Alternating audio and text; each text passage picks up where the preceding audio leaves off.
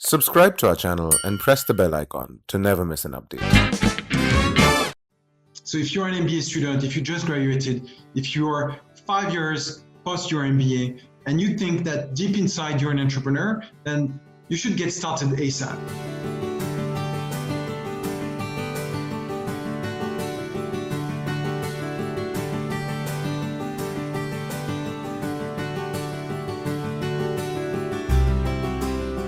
What was the genesis of the specific idea behind StanPlus? You've touched upon it here and there, but fundamentally picking this particular business among a variety of businesses that you could possibly do and will possibly find feet in India, because just so many things really need to be developed in this country right now. So how did you guys go about picking this specific idea that is StanPlus? So it really came as the convergence of our three interest areas between Prabdeep, Jose, and myself. We had that aha moment where we're like, okay, this is the opportunity we want to go after. And that's when we started exploring.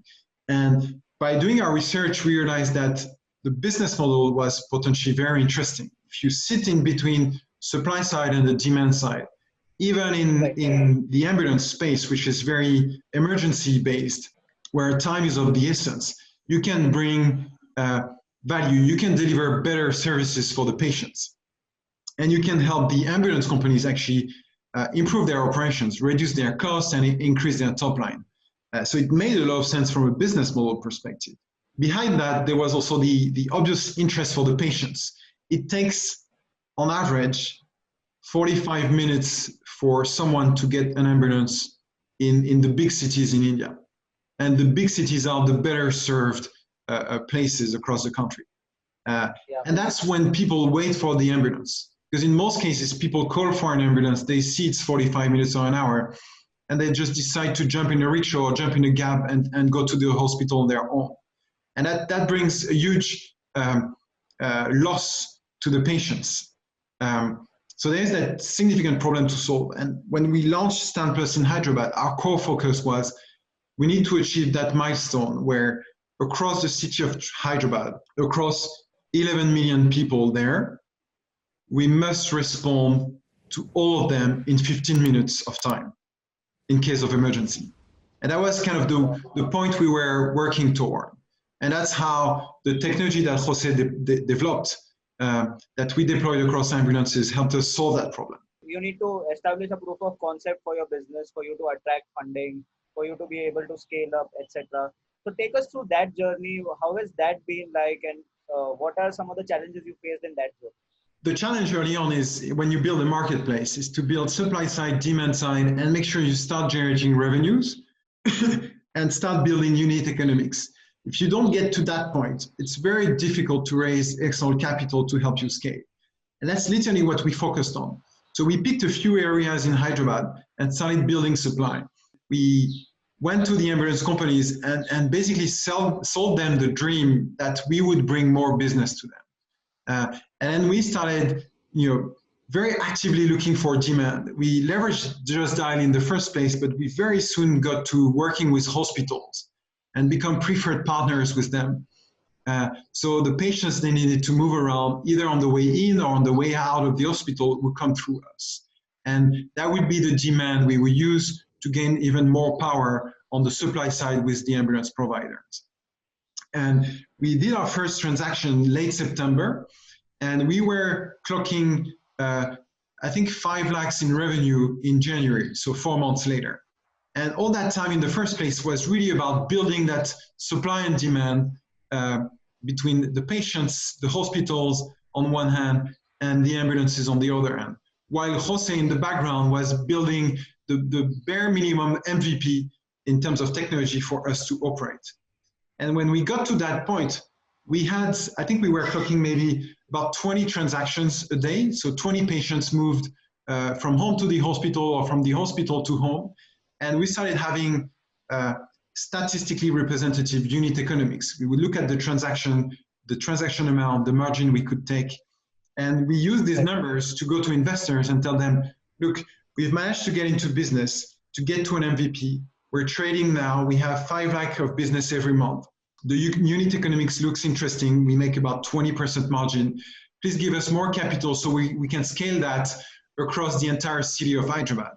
And after a lot of discussions with investors, angel investors trusted us early on, and they helped us get the first bit of funding. But then soon after, we started talking to Kalari Capital in Bangalore, and they saw that we were a team that had managed to start solving the problem, that we had that grit, we had the smarts that are needed, and they saw this was an opportunity that they should back. And that's how we closed a 1 million seed round to get StanPlus really off the ground. Antoine, is there a different set of skills required to raise funding versus, say, running a business? So very soon, the founding team has to go start talking to investors. And that requires a whole different set of skills. Because when you raise capital, you need to paint a picture of what problem you're solving, how important that problem is, but more importantly, where you want to take the business toward, and how massive that opportunity is. And it's a sales role where you need to command confidence toward the investors, but also sell them a dream that there is a huge opportunity for them, and now is the time for them to get on board and to support that opportunity. It takes a lot of time. It's training. You need to have multiple discussions, run a proper, tight process to be able to get to raising a seed round. We literally talked to more than 50 different investors. And with all of them, we had 3, 4, 5 meetings. So if you add up the numbers, it's almost a full-time job for several months.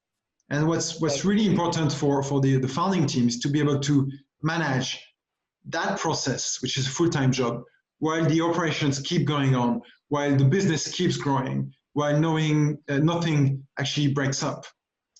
So that's the fine balancing act of the early stage entrepreneurial journey. Now, coming back to your specific business, what has been the impact of COVID on your business specifically right now? Now, what's very interesting is that for StanPlus, this is actually a massive opportunity. We saw our sales almost double between February and March. A lot of patients need to go to hospital. The entire logistics of cabs, rickshaw, motorbikes are not allowed to move around anymore. So people need ambulances more than they've ever needed in the past. Also, the number of cases have increased. The number of patients needed to go to the hospital have increased. So it is actually a good opportunity for us as a business. And we see that we have that mission. We need to keep operating. We need to keep serving patients, because now is the time where they really need ambulances to be operating. And that brought us quite a bit of challenges, because we need the drivers to be ready to work despite the pandemic and despite the challenges around food, around accommodation, etc. We need our own staff to work. So we had to shift our operations online. We run the call center from all our agents home now. They don't need to come into the office anymore. So we've digitized the call center. So that's some of the challenges we had to face. Now, when I look at my role at Antler, it's a very different set of challenges we need to face. The entrepreneurs we work with, they are very early stage. They've not even formed a team they're going to co-found a business with. They've not even formulated the idea. And then at that point, COVID comes in and shuts everything down. So we had to spend time with them to help them discover what are the new opportunities that COVID brought up, such as remote services, remote learning, education, but also a lot of fintech services, future e-commerce platforms, etc. So we had to help them discover these new opportunities, and all this remotely. We currently in London, we have 22 different teams working on solving some of the major problems that the COVID situation has brought up, whether it's future of retail, future of finance, and how the ESG space evolves, or even future of healthcare. They're working on this remotely through Zoom calls, talking to prospective clients, talking to their co-founders, and in 2 weeks from now, they'll be pitching to us for an investment. What have been your top learnings as an entrepreneur working in India and also in general being an entrepreneur? I realized that it's all about launching a business. It's all about aligning incentives. You need to really understand what matters to people, Right. to convince them to come along with you. Whether these are clients who trust you, even if you don't have a solution ready to provide them, or whether these are investors who will believe in your story, in your journey, and think you'll build a massive business, or whether there are employees, for example, who don't see a huge team, but will trust in you, will trust in your leadership ability to join you on the journey. It is really important to understand what matters to them, to convince them to come alongside you. So I think that's a key learning. And that's particularly true in India because everything works on a very incentive-driven approach. So that was a major learning for me over there. The other one learning is if at some point you're thinking of the entrepreneurial route as a future for yourself, then get started as soon as you can. There is a lot of support available through funds, through peer support, through firms like Antler. We start working with the entrepreneurs before they even have an idea and before they have a team. And we provide capital at that point. So there's massive support for the entrepreneurs. So if you're an MBA student, if you just graduated, if you're 5 years post your MBA, and you think that deep inside you're an entrepreneur, then you should get started ASAP. Because the power of entrepreneurship compounds over time. So the earlier you start, the faster you learn, the stronger the relationship you'll build, and the sooner success, whatever we define success, will come for you. And the learning along the way is absolutely amazing. And that's what drives me, and that's why I'm an EIR at INSEAD nowadays, is to make sure I support entrepreneurs when they think that they could build a business. And I help them, give them a little nudge or a little supporting advice on how to get started day one, how to maybe say no to that consulting job offer and take a few more months and explore that startup idea they had. Because that's what really matters for the entrepreneurs. All right. Thanks a lot, Antoine, for doing this with us. We get so many people who tell us how we need to find a problem that we can solve in our entrepreneurship journey. That is the beginning point. But not a lot of people have been able to exhibit that in their own journey. So we appreciate how you brought that out in your journey. And we hope that a lot of students can learn from your journey and embark on their own entrepreneurship journeys. Thank you so much for taking out time, Antoine. This was a lot of fun. Thank you.